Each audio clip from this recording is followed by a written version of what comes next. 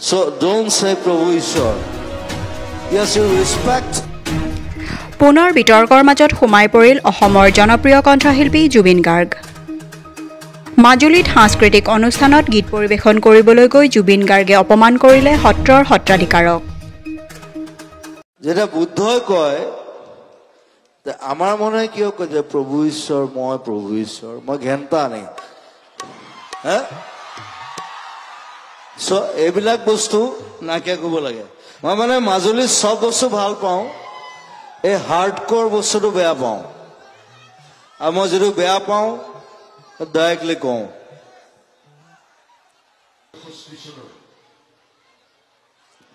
এই আপুনি বহুত আগৰ পৰা আৰম্ভ কৰিছে, মানে টাইম নাখাব।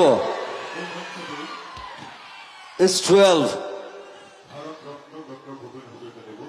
ৰাম মোক সেইবিলাক নালাগে, আজি কামটো কৰক, বছ খতম কৰক। Be precise.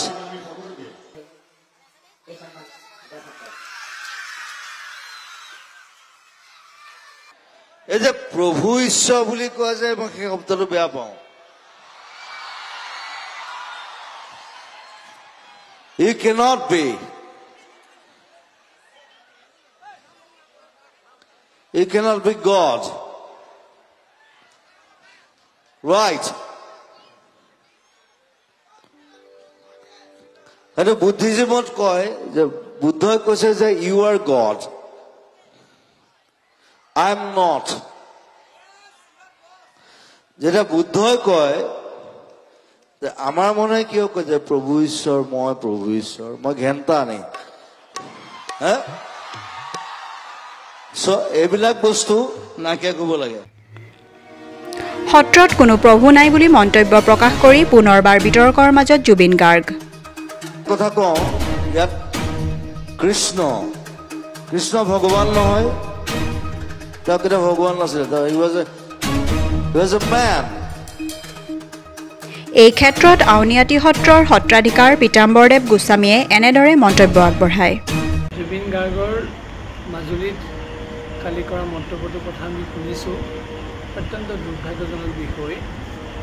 সত্ৰ সংস্কৃতিৰ লগত তেনেধৰণৰ সম্বোধনবিলাক আমাৰ অসমীয়া সমাজৰ সামাজিক পৰম্পৰাৰ কথা, আৰু বিশেষকৈ যিগৰাকী ব্যক্তিয়ে সত্ৰখনৰ প্ৰতি আনুগত্যতা প্ৰকাশ কৰে, সত্ৰ সংস্কৃতিক অভিভাৱকৰ মৰ্যাদা প্ৰদান কৰে, আৰু যিগৰাকীয়ে শৰণ ভোজন গ্ৰহণ কৰে, এই সত্ৰৰ সত্ৰাধিকাৰগৰাকীক প্ৰভু সম্বোধন কৰে, প্ৰভু ঈশ্বৰ বুলি কয়। কাৰণ তেওঁৰ মনত তেতিয়া প্ৰভু আৰু ব্ৰহ্মৰ মাজত, অৰ্থাৎ ঈশ্বৰ আৰু ব্ৰহ্মৰ মাজত পাৰ্থক্য নাথাকে, আৰু সেই প্ৰভুৰ যোগেদি বা সত্ৰাধিকাৰ যোগেদি তেওঁ ঈশ্বৰৰ সান্নিধ্য লাভ কৰিব, কৃপা লাভ কৰিব, এইটো তেওঁৰ ধাৰণা জন্মে। আৰু সেইকাৰণে প্ৰভু শব্দটো চলন্তী শব্দ, প্ৰভু ঈশ্বৰ শব্দটো সত্ৰীয়া সমাজত চলন্তী শব্দ। প্ৰভু শব্দৰ অৰ্থ হৈছে স্বামী, প্ৰভু শব্দৰ অৰ্থ হৈছে গৰাকী, প্ৰভু শব্দৰ অৰ্থ হৈছে পৰিচালক, প্ৰতিপালক। আমাৰ যেনেকৈ লৌকিক সংসাৰত স্বামী স্ত্ৰী আছে,